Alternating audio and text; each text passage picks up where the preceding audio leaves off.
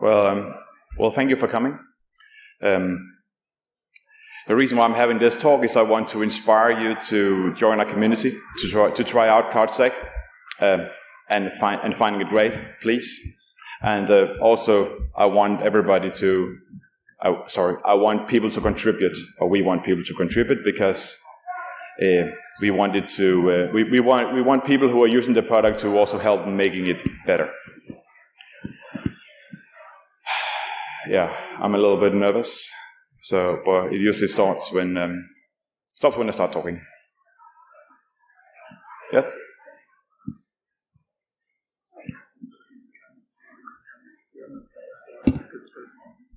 All right. Yeah, I haven't started yet because the camera isn't on. So just to avoid any confusion. So when I'm saying it all again, it's not because you remembered anything or blacked out or whatever. Oh, all right. Yeah, my name is Klaus. I'm from CrowdSec. I'm here to talk to you about the tool we've created. My ultimate goal of the talk is to inspire you to join our community, to try out CrowdSec, and please, finding it great. Sorry. And also, I want the community, the users, to contribute to making it an even better product. So if any of you are programmers and finding it great, well, knock yourselves out. First, I want to talk a little bit about myself and my background. Yeah, I'm head of community at CrowdSec, which is kind of funny because when I was hired 3 months ago, I was just a community manager. But then we decided to create an article about me, and somebody suggested that my title should be head of community. So that's what it is. I have 17 years of broad experience in InfoSec, mostly technical. I've been organizing B-Sides Copenhagen's almost as long time as that, and I've been co-founding B-Sides Copenhagen since 2019. And the reason why I took the job and what I want to do is to help the community, because it's really, really close to my heart. And so I want to support it well, and I believe I do so by standing here today. First, to help you understand what CrowdSec is, basically you can think of it as the Waze of cybersecurity. So if you don't know Waze, it's a GPS app, and every user that's using the app contributes with traffic data to their cloud, and is shared between everybody else. And it's kind of the same because everybody using CrowdSec collects their own data. I'll go into details in a little while, but they collect data and they share it with the rest of the crowd, really. So that's why we call it crowdsourced threat intelligence, because that's what it is. All right, pro tip for any future speakers: don't breathe. Yeah, I'll tell you a little bit more about why and how in a bit.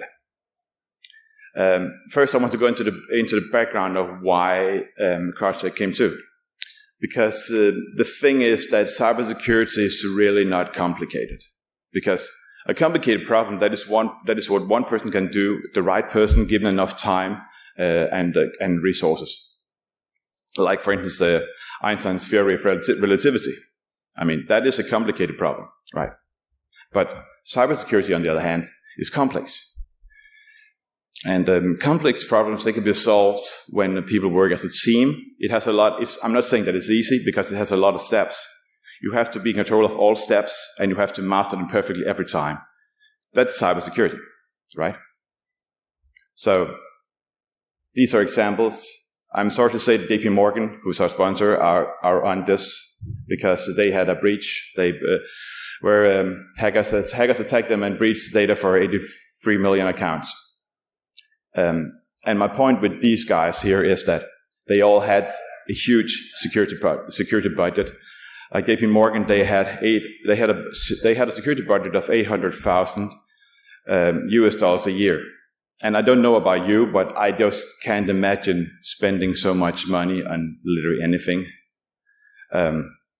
So And yet, with all that money, it still didn't, prevent the breach. I'm not saying that you shouldn't throw money at cybersecurity, but, just like rich people that are so insanely rich they can't spend all the money, it's kind of like the same with security projects. There's a limit to how much money you can spend on security and getting your security actually better.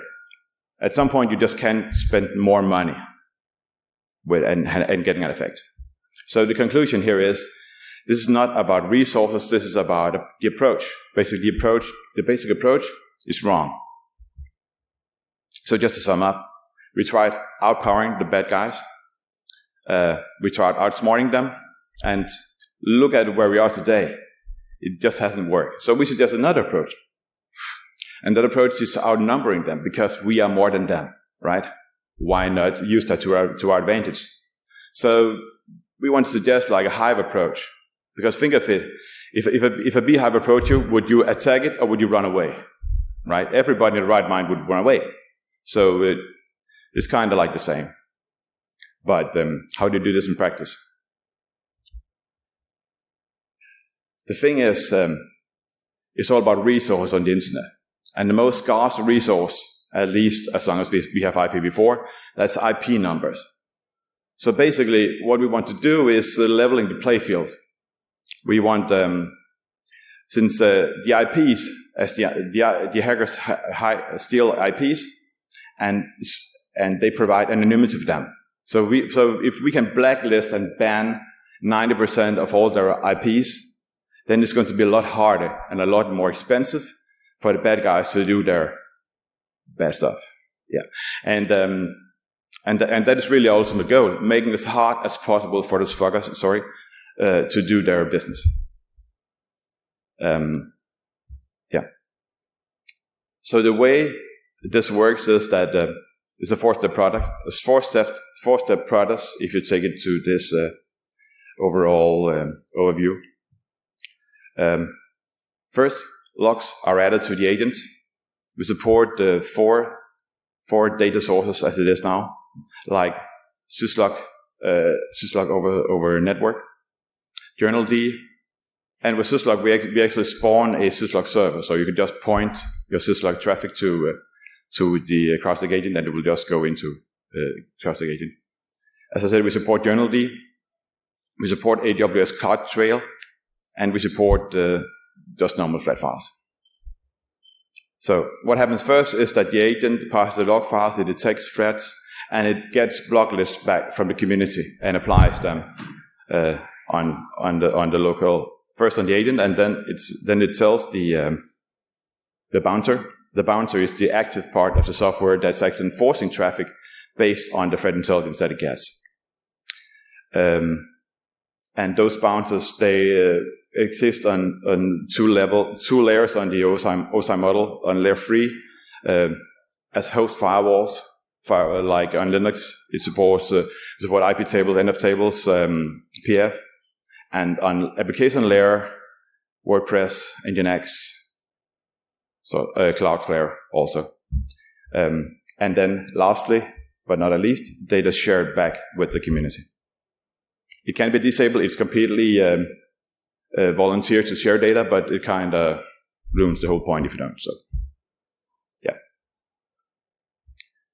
CrowdSec is inspired by an oldish open source tool called Fail to Ban, and our founders have had a lot of. They have a background in secure web hosting, so they've had a lot of benefit out of Fail to Ban in their life or in their professional life.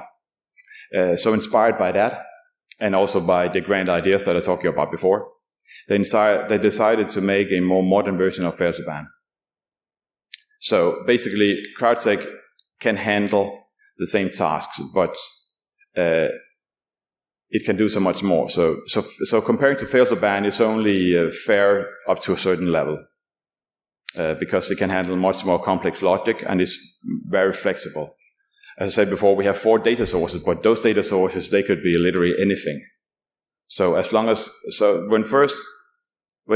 the data is inside CrowdSec, they're objects. When data is objects, we can do anything to them based on any scenario which are also extremely flexible defined. So what we have here is a completely flexible framework where only the imagination sets a limit. But what we can do right now, as I said, we can do detect brute force attacks, typically on SSH. That's old school fail-to-ban behavior, so nothing new there. We have a bouncer for WordPress, so we can secure WordPress, and there are like 1,000 gazillion WordPress websites around the globe, approximately, and there are almost all of them vulnerable to attacks, because one thing I do not understand is that the WordPress community doesn't give a rat's ass about security. So this is our free help to them. And also we have a generic PHP bouncer that can protect any PHP application, like literally anyone. We created an article a month ago, I think, when we released the software, where we describe how you can protect an old version of Joomla with this PHP bouncer, and also how you can specifically do a sort of virtual patching against Drupal-Geddon. Oh, what's it called? Yeah, something like that. Like on a very specific vulnerability in your CMS. So it just occurred to me that it wasn't on Joomla, it was on Drupal, of course. Yeah. Anyway, we can also do anti-DDoS on web apps, web service on layer 7. We wrote an article a few months ago described that you could put a simple WordPress with a WooCommerce site on Cloudflare on the free tier, and then apply CrowdSec, the Cloudflare bouncer to that. So whenever an attack is detected in the WordPress log, it basically tells the Cloudflare API to go block, and that takes like 2 minutes before you order those blocking suit until they are applied. So all in all, it takes like 7 minutes to block a DDoS attack effectively for free using CrowdSec on Cloudflare. So of course, Cloudflare, they do anti-DDoS, but it's not for free. Trust me. It can also do all sorts of resource abuse, like exfiltrate the data from an S3 bucket, for instance, about the Twitch attack that happened a few weeks ago. We don't know what it is, obviously, but some of our developers think that it's somebody who abused the valid credentials to an S3 bucket. What CrowdSec may have done in this case is to detect any abnormal behavior from an S3 bucket like exfiltration and blocking that automatically. So basically, as I said before, anything that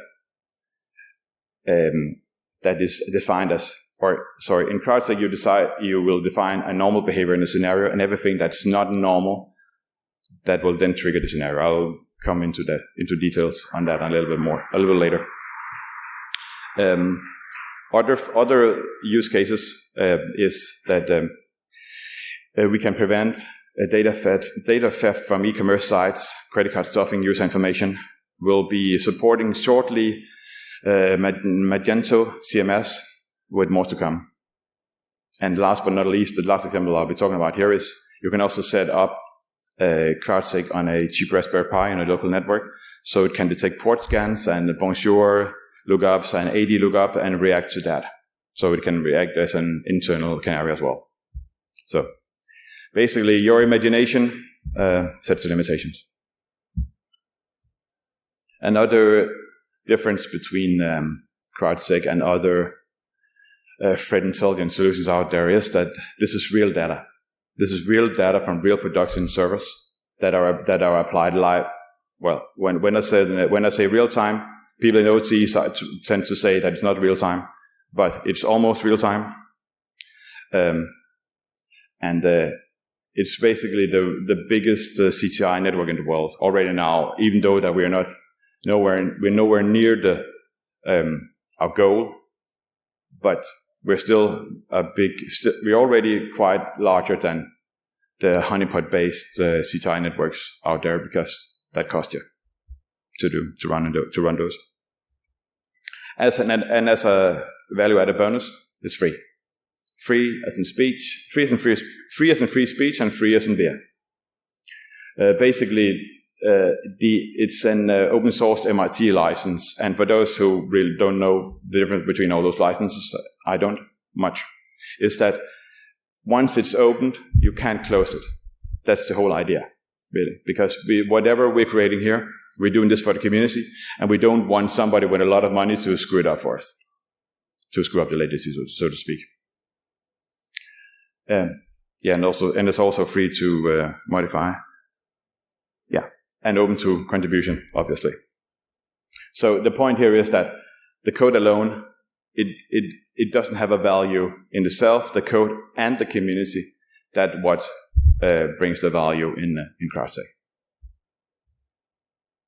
And another difference between or compared to other CTI networks or CTI solution is that IPs only live for 72 hours, because this is whenever we detect attacks, we know this is just a picture of how it is right now, but they can change any second. So it doesn't make sense to have IPs in our network more than that. So they automatically run out, and then they'll refresh if they're still bad guys. We have obviously IPs that has been in the network since day one and still are. In the next slide, I'll tell you a little bit more about how an IP is deemed malevolent. We do that using a consensus engine, but basically, it's important to understand that we have two data lakes. One is called the smoke database, and one is called the fire database, because there is no smoke without a fire, right? And in the smoke database, that is where every agent's IPs are added to, and then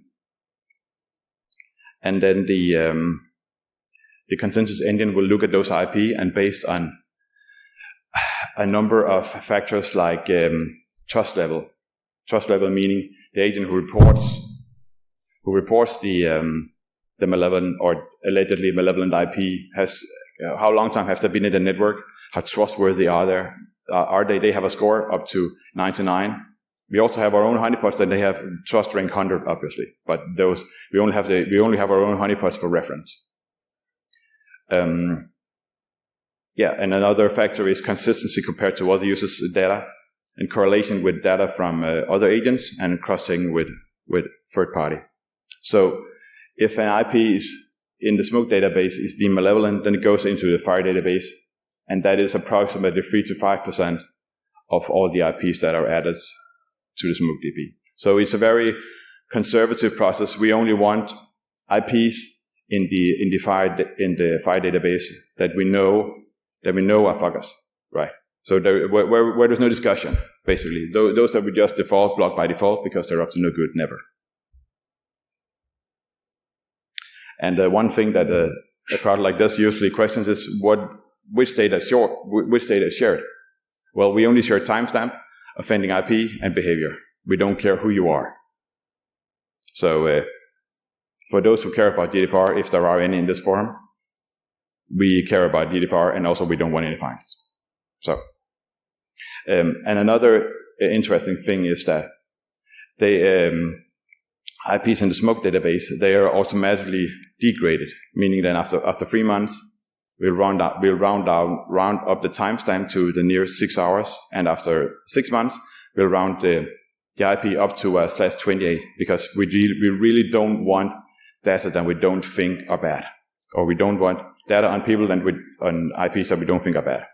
So, and of course, the malevolent IPs in the fire database, they don't degrade because obviously, or to be honest, we don't care too much about their privacy. This is how it looks today. We have around 30,000 installations, around 110 countries and 6 continents. In the last 12 months, we have detected 1 million malicious IPs. And we have use case stories around across various industries like hosting providers, universities, research centers, municipalities, etc. And we've blocked DDoS botnets, credit card stuffers, etc.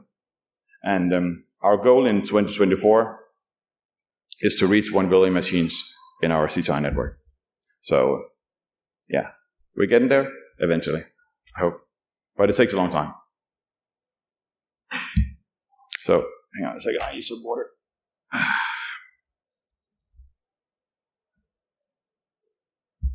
So I figured that rather than just doing the normal sales talk as my other commercial colleagues do, I will tell you a little bit more about the details. There are some diagrams in here. They may not be completely readable, but they are more there to prove a point, and they are all available on our doc site, which I will tell you about now.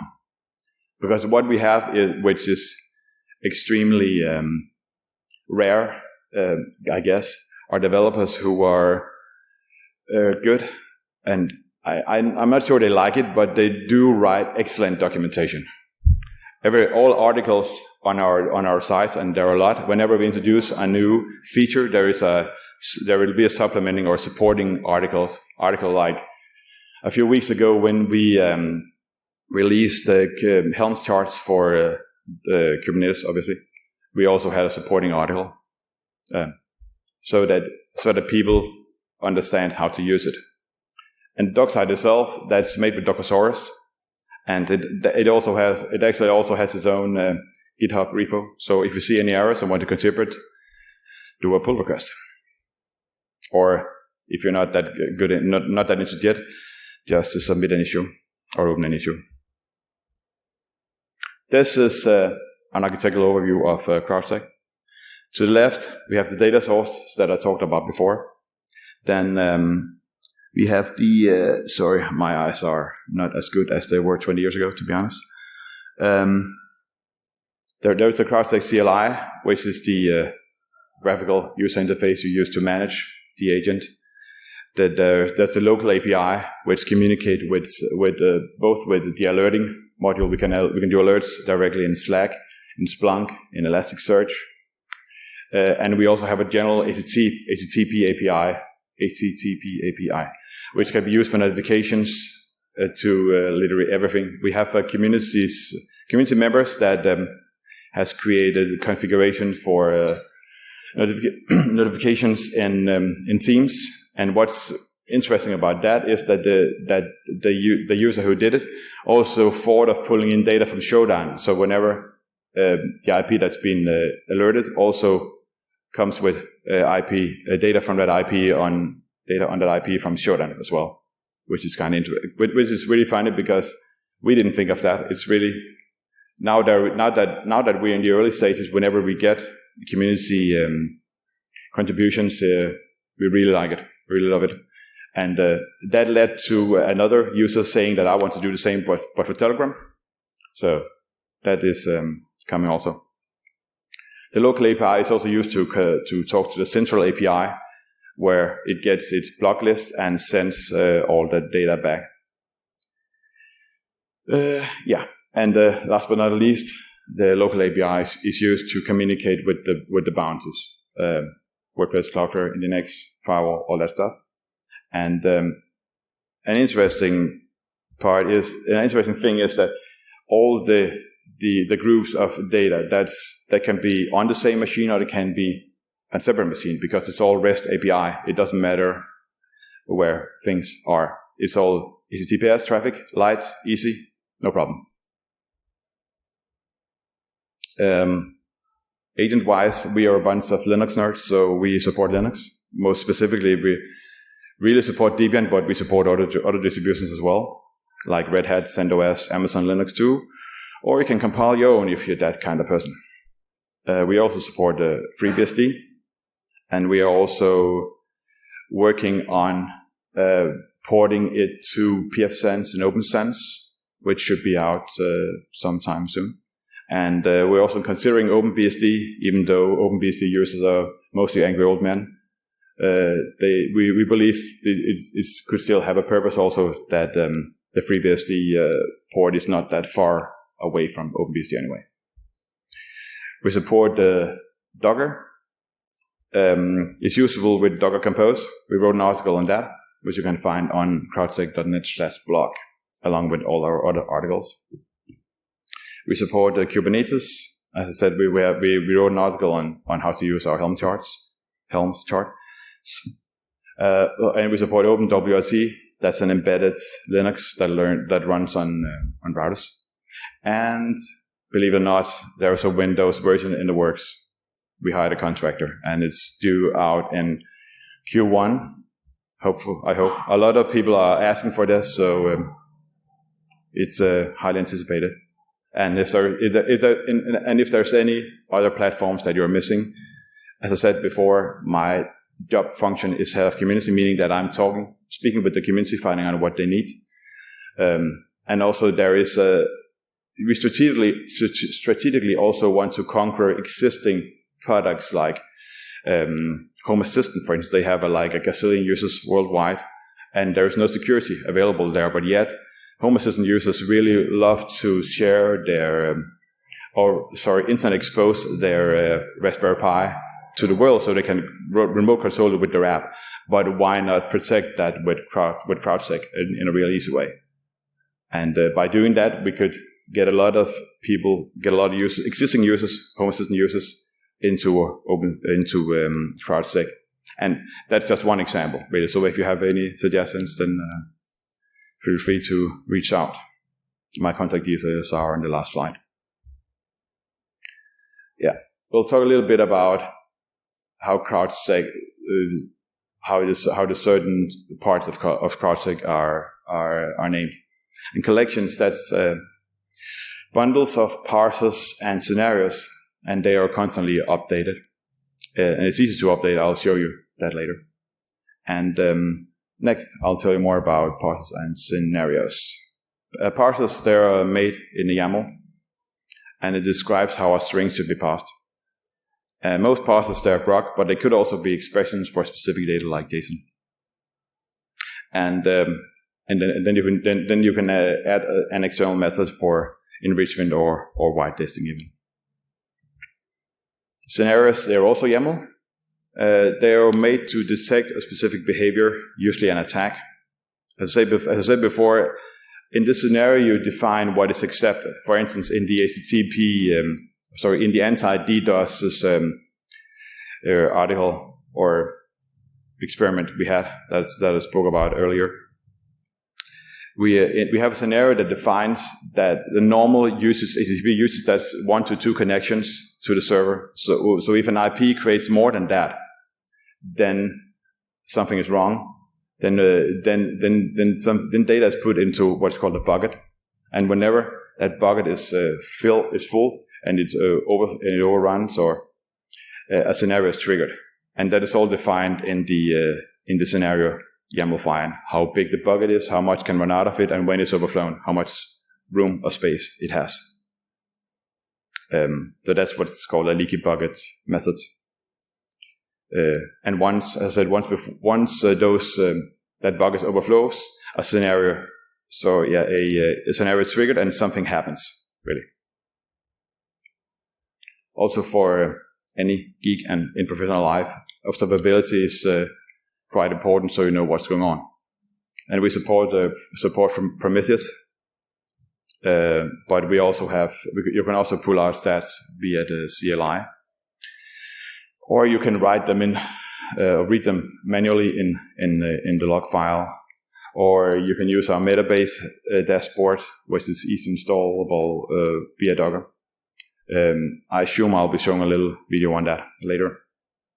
And we also, a relatively new thing is a web console that we created, where you can log in and see all sorts of fancy stats on your agents, see who's attacking you, what they're attacking with, and what they're doing. Really. Prometheus data, you can put that into Grafana. It's really not that easy to see, but it's an overview of different attack types. And the next one is overview of which logs files are parsed and all that. Another way to pull out statistics is using the CLI. This is basically the same data as before, but in the CLI. And also, as you can see, we have icons in the CLI, and that is important, really. But the CLI can also be used for management, like updating scenarios, collections, etc. just see a CLI hub upgrade, and everything is updated. I'll show you a little video on how the web console works. Can you transfer sound? Yeah. All right. Sorry, I forgot that this has oh shit music.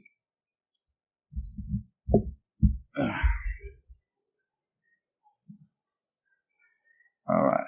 Now what? Oh, here we are. It's just music, so nothing important in that sense. Yeah, we're just logging into the console, the web console, and show a little bit how it looks. I don't know how well you can see it. I'm sorry if you can't see it well. But trust me, it looks really good. And it's free. People tend to ask whether they can host it on their own. They can't. But as I said, you can use it for free. And you can use multi-factor authentication and sign up now. A new feature in the web console is that you can look up, because basically the IP that we have collected, we want to share that with the community. Everything else would be a little bit weird. And the first thing we are doing to do that is to add a feature where you can look up IPs in the web console. You can also do it via the central API and basically find out what do we know about this IP, and we call them Pokemons internally. So you can use it to look up Pokemons, which is cool. I think. What?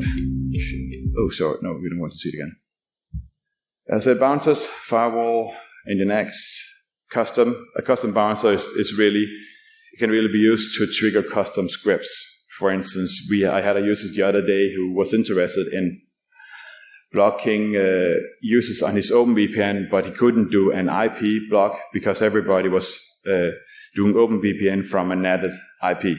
So whenever an IP is blocked, nobody else could log in. So instead, the user probably wants to do a custom script that is triggered in the custom browser. In the custom bouncer that just cuts up this user so that everybody else can keep using the OpenVPN, even though that somebody has tried to do something bad. Cloudflare blocks traffic using the Cloudflare API.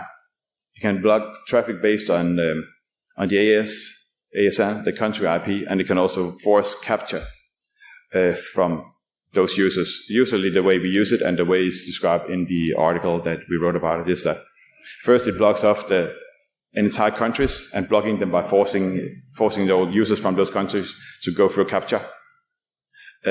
China, India, it has nothing to do with China or India, that's just a random countries that did attacks in that scenario. And then we block them by country and lastly by IP.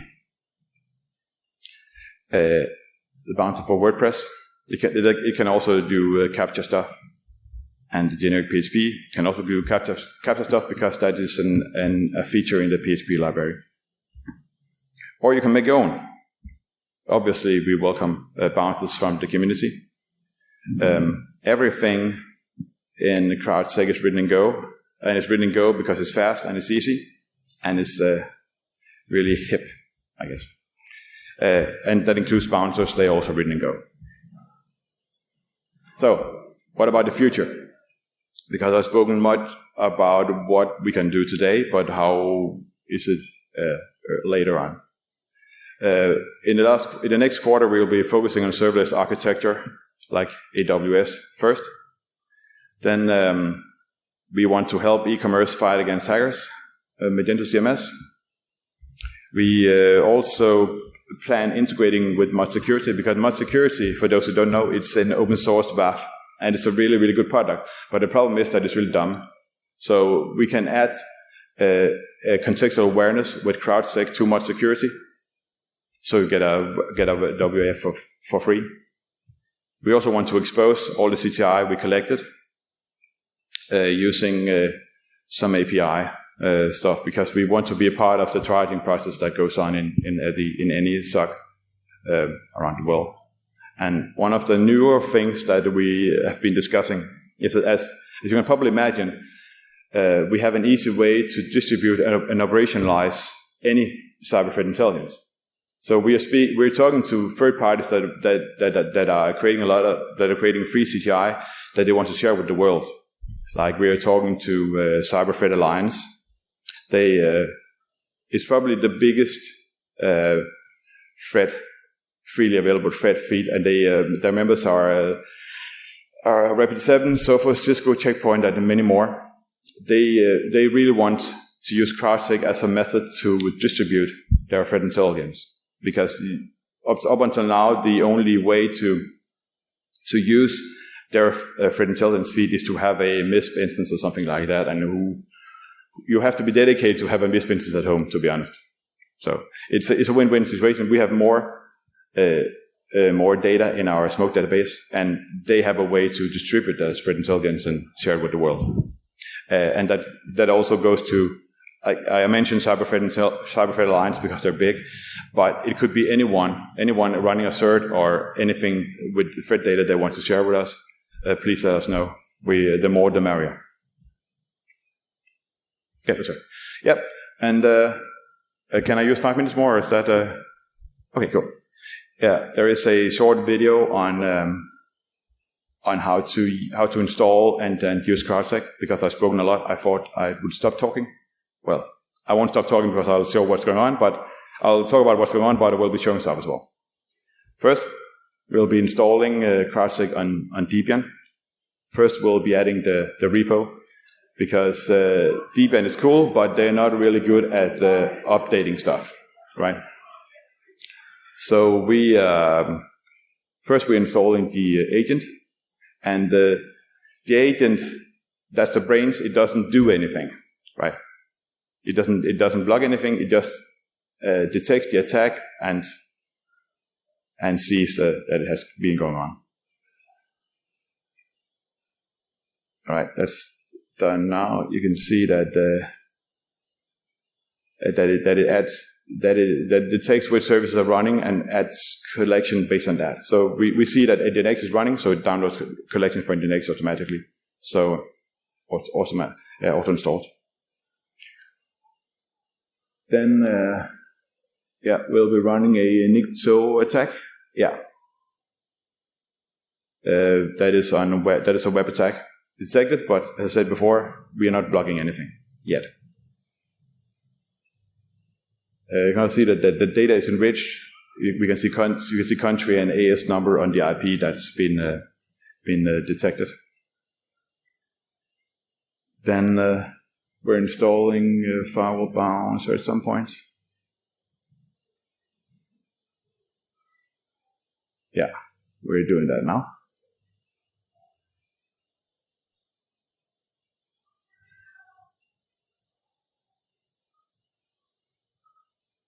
Yeah, and then we delete the decisions in a little while so that we unblock automatically, so that we can do the attack again.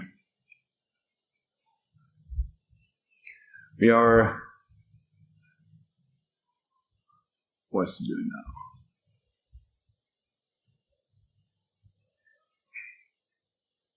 All right, cool. Yeah. So basically, we're installing Metabase. That's a Docker container that's been downloaded, and that takes a little while.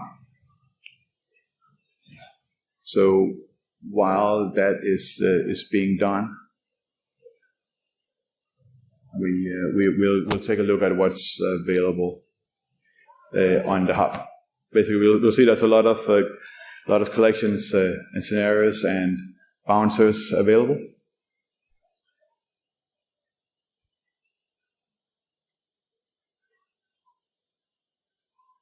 Yeah, and now we're logging into metadata in a little while. That's the credentials that we're getting. But as you can imagine, when we log into Metabase and see the attacks, it's a little bit boring.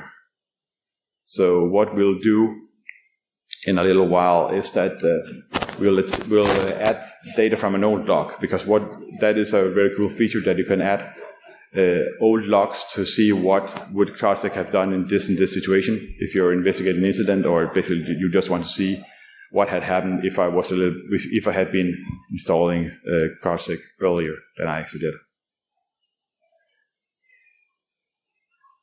And we're also installing IP tables balancer. And then report scanning with Nmap, and you can see that it's that we're blocked in a little while. Yeah, when we send that to the IP, it's blocked because we port scanned it. And then with Nmap, and has detected that, or it is detecting the connection and blocking it.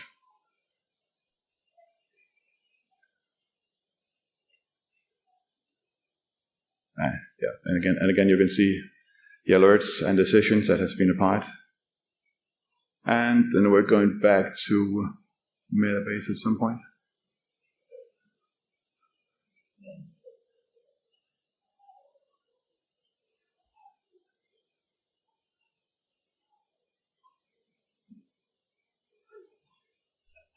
Yeah, we're seeing what's going on in the next logs. And then now, and important, and very important the logs obviously. And then we see it's much more interesting to look at Metabase now. Yeah, and it's still importing. And yeah, that was it. Where is it? Oh, we don't want to see it again. All right, that was it. Any questions? We've got time for one or two questions, but before we do that, big round of applause for Klaus.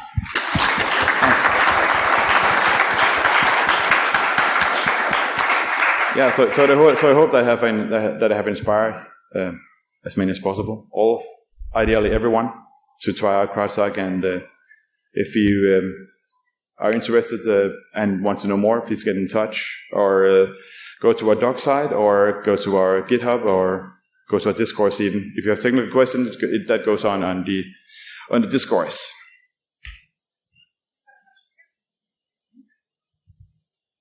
All right. Did you say you were able to query the FHIR database directly, so you could see all the IPs that are? Yeah. We're just doing a lookup, and I'm not. I think when you're doing a lookup, you're looking both in the smoke and the FHIR database. Okay, so you can query both of them from the API, or? Yeah, I think so. Sorry, but don't. I'm not completely sure, but I will assume that we're querying both. Awesome, thank you. But in this sense, when we are adding more all those third-party threat intelligence feed, it's basically to help the SOC's triaging process to see what do we know about this IP. Right. That's the whole idea with this process here. Yes. Within the FHIR database, what is the false positive rate on that? Sorry? Is there a false positive rate on the IPs within the FHIR database? Has there any analysis? Yeah. Maybe I didn't explain that well enough, because the way we determine whether an IP should end up in the FHIR database or not. That is based on more reliable agents with high trust ranking that is voting for that, right? So, and in order to have a high trust rating, you have to have supplied data for a long time, and so that means of course it's possible to poison our database, but it's expensive and it takes a lot of time, because you have to add that trust rank before you even take it serious into the reputation database. And even if you manage to get an IP malevolently or poisoned into our database, there are still some IPs that you can't ban, like CDN networks and SEO bots, and IPs that we know aren't bad. So everything's possible. If you really want to do it, of course you can, but it's hard. Yeah. So my question was more around, is there a possibility that I would block an IP which is legitimate based on your FHIR database if I decided to block those IPs on our environment? No, one agent can't block an IP in the FHIR database. So no. Hiya, thank you for your talk, which was actually quite interesting for me. I was just wondering, in terms of like the kind of ideology or movement that CrowdSec, the problem that CrowdSec tries to fix, like, do you think, are there any other platforms, tools, or like projects that you know of that also follow in line with CrowdSec's kind of idea of crowdsourced security and open source contributions from the community to help support best security of everyone? So you mean how you contribute, or? Do you know any other like projects that are either similar, are part of CrowdSec, or that you would recommend us also have a look at in line with this crowdsourced security model? Sorry, but I just can't understand what you're saying. It's a bit muffled. Do you recommend? I think it's better.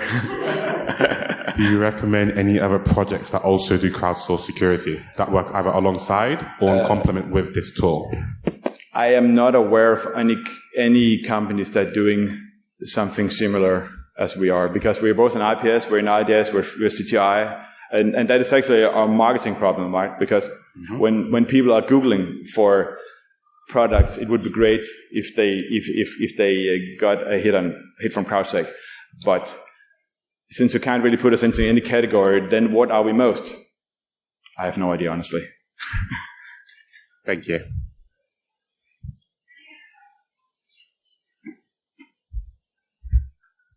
Right.